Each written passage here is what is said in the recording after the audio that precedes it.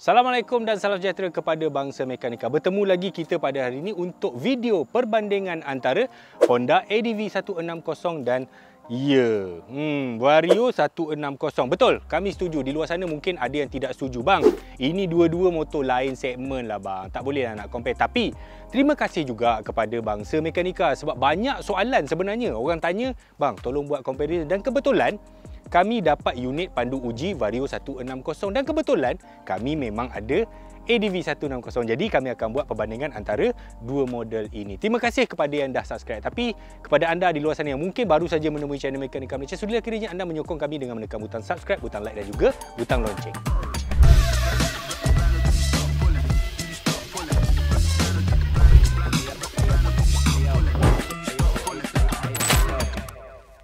Sebelum kami bermula, ya betul, ini skuter adventure. Tengok dengan dia punya windshield, dia punya styling, dia punya rim, jenis tayar pun memang skuter adventure. Yang ini pula urban scooter, skuter overall lah yang dipakai oleh semua jenis orang, student, makcik, janda lagi. Nak pergi pasar, pergi sekolah, ini boleh kata overall punya skuter lah, skuter bandar. Namun kedua-duanya menggunakan enjin yang sama, chassis yang hampir sama. Jadi sesuai jugalah kita nak buat perbandingan pada hari ini. Dan untuk bermula, kita nak tengok ciri apa yang pertama dulu. Yang pertama kita nak tengok dia punya riding position. Okey, ini replika saya. Saya dengan Abang Beras saiz sama, kepala sama, badan sama, pinggang sama, kaki kita orang memang sama. Kita orang pun sama tinggi, 178 cm. Bila keadaan yang tidak menunggang, contohnya dekat traffic light, tengah parking kan, tengah tunggu sekejap, jadi nampak kaki dia relax, memang betul-betul relax. Betul-betul boleh rata. Jadi seat yang ini dia 15 mm lebih rendah berbanding dengan ADV 150. Yang ini memang lebih rendah. Jadi saya rasa kalau orang tu rendah lagi pun tidak ada masalah untuk berhenti sekejap-sekejap. Okey, katakan dia sedang menunggang. Okey abang, naik kaki.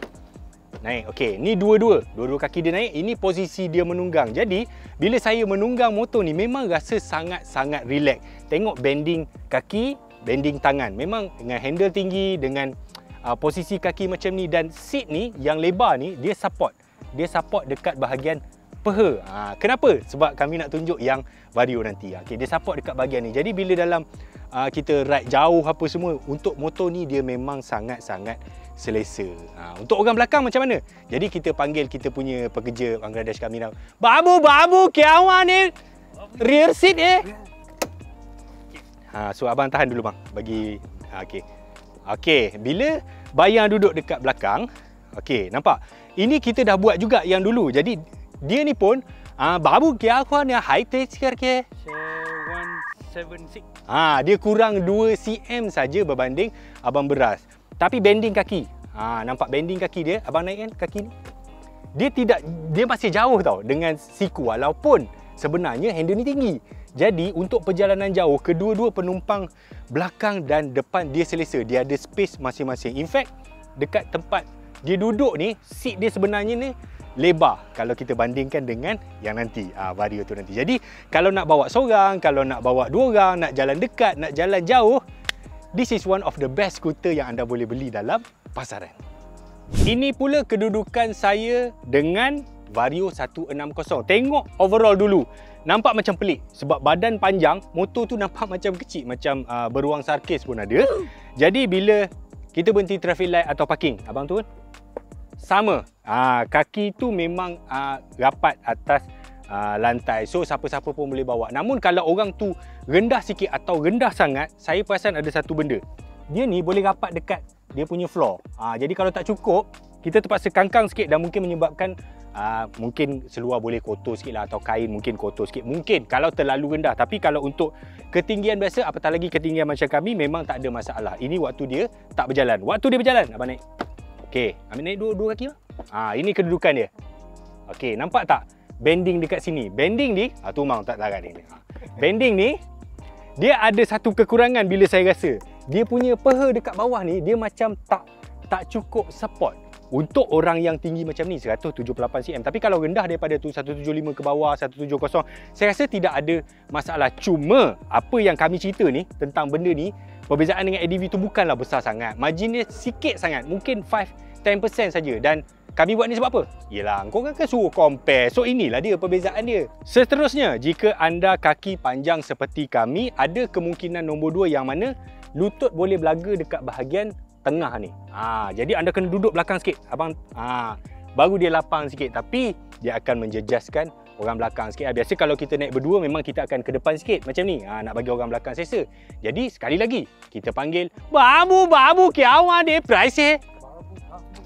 Babu masuk, bayar masuk. Jadi bayar duduk dekat belakang. Cumanya bila saya duduk dekat belakang, saya perasan satu benda. Untuk coverage bahagian bontot ni, ADV lebih lebar. ADV lebih lebar, lebih rasa lembut, lebih rasa selesa. Saya rasa. Lagi satu, single suspension. Single suspension ni kalau bawa orang yang tak berapa berat macam ni, gabungan macam ni, okey. Tapi kalau badan gemuk-gemuk, saya rasa mungkin ada isu sikit dengan dia punya suspension. So far, bila naik 2 orang, kalau dekat, saya rasa okey Vario ni. Tapi kalau jauh, saya rasa ADV menang. Babu, kya ni Cerating ni? Ya. G. Dia nak pergi Cerating. Okey, yang kedua.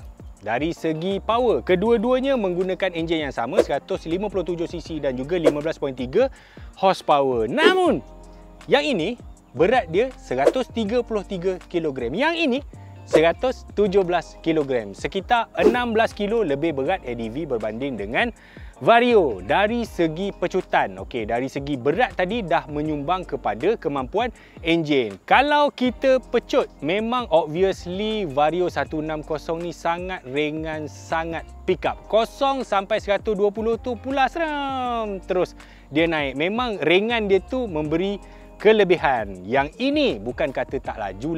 Yang ini top speed dia yang kita test tu lah, 128 km sejam. Ini top speed dia 121 km sejam. Cut dia dekat situ. Tapi itulah yang ada turun bukit sikit macam itulah.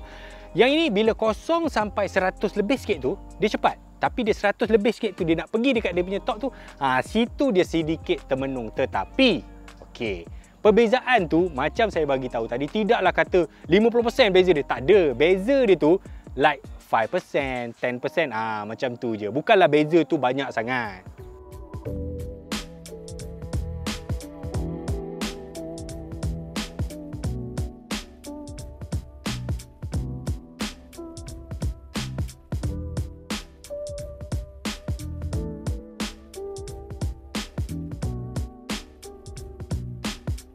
Seterusnya, dari segi handling, yang mana sedap. Again, kalau anda tinggi 178 cm macam saya, personally memang saya suka ADV. Saya suka posisi memandu atau menunggang yang tinggi, relax macam ni. Dan lagi satu, yang menyumbang kesedapan dia tu adalah ketinggian bar handle motor ni. Nampak? Yang ini dia lebih kurang dalam, bila kita duduk betul-betul, 104 cm. Yang ini, bar handle dia lebih kurang 98 sampai 9. Lebih kurang 5 cm lebih rendah. Jadi posisi menunggang tu sendiri dah berbeza. Dari segi maneuverability. Betul bang? Dia dua-dua agile, tapi yang ini lebih shock kalau anda towards motor. Maksudnya towards kapcai tu apa, ini lebih sifat dia lebih dekat kepada motor because of the travel suspension dia yang panjang depan dan juga belakang. Yang ini dia lebih kepada skuter. Jadi sifat dia tu sifat skuter sebab dia punya suspension dia semua pendek-pendek. Namun sekali lagi, perbezaan yang kami cerita tadi bukanlah perbezaan yang besar. Mungkin 5-10% saja. Bagi orang yang tak biasa dan tak pernah bawa salah satu model ni, dia tak rasa perbezaan tu tadi. Kami buat ni sebab orang minta lah. Orang tanya apa beza dia antara dua ni. Itulah beza dia. Tapi bayar kami memang dia suka Vario. Babu kya ano Surya ke LCC Aceh dah ke LCC. Pasal handling tadi, saya terlupa tentang satu perkara. Honda ADV 160 dia ada HSTC, Honda Selectable Torque Control. Jadi kalau kita hilang kawalan, contohnya licin ke corner ke apa semua, dia akan potong power tu supaya tak skidding. Jadi ada orang tanya, bang bila masa nak on, bila masa nak off? Kau on je lah, biar dia on lah. Kau bukan pelumba MotoGP, terror kan. Okey. Apa benda lagi yang kita nak tengok ni? Kita nak tengok dari sudut practicality. Ada dua benda yang saya suka tentang ADV. Okey, yang pertama dia punya windshield depan. Windshield ni adjustable, tapi kebanyakan masanya memang kita biar dekat sini. Kalau hujan sikit-sikit apa semua, memang kita boleh menyorok dekat bawah sini. Ini memang sangat berguna dan stylo bila dia pasangkan pada ADV skuter adventure. Kedua, tempat letak barang dia memang besar dan cukup besar. Hari tu ada orang tanya, bang muat tak beg laptop nak taruh dalam kompartmen ni. Kami lupa nak buat konten yang tu. Jadi tengok, ada posh bag, ada jaket, ada baju hujan. Kita letak dulu, kita cuba masuk beg laptop. Memang boleh masuk dengan syarat. Okey, babu komputer apa dah beg laptop memang boleh masuk provided beg tu nipis dan kecil macam ni dan tak ada benda-benda merepek lain. Nampak? Boleh masuk dan terus boleh tutup. Beg laptop 14 inci dengan beg yang tidak tebal. Tetapi kalau anda masuk dengan beg yang besar macam ni, yang ada segala benda, mak nenek, ubat nyamuk, reset, pelita, lemang semua kau isi dalam ni, memang tak boleh masuk. Dia tak muat. Dia kena beg yang nipis yang macam tadi. Itu penyelesaian soalan yang ada orang tanya itu hari. Okey, kita tengok dekat Vario pula. Sebaliknya, dengan Vario 160, of course lah dia tak ada windshield. Kelakar lah pula kau bubuh windshield dekat skuter macam ni kan, skuter Arbok ni. Dia ada ni visor, dia letak dekat bahagian ni. Ini memang kilang dah bagi dah dekat sini. Okey.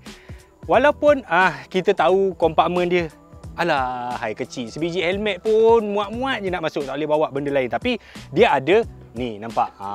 Ruang yang juga besar. ADV pun ada benda ni, cuma yang ini lebih besar dan lebih banyak barang boleh isi. Dan kelebihan untuk skuter-skuter yang rantai lata macam ni, kita boleh ekstra letak barang dekat lantai. Jom.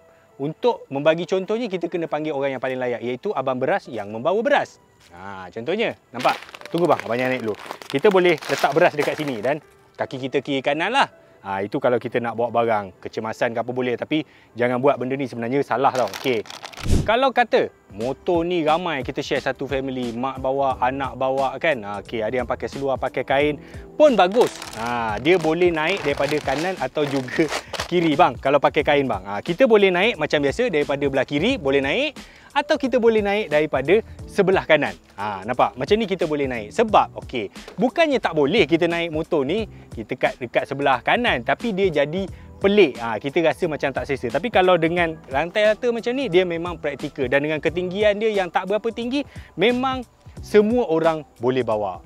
Basically, this scooter is for everyone. Tinggi, rendah, kecil, gemuk, semua. Bijak Honda ni buat produk ni. Berah kita beli apa? Beras bini beli bah lah ni. Okey, itulah tadi video perbandingan kita antara Honda ADV 160 dan juga Vario 160.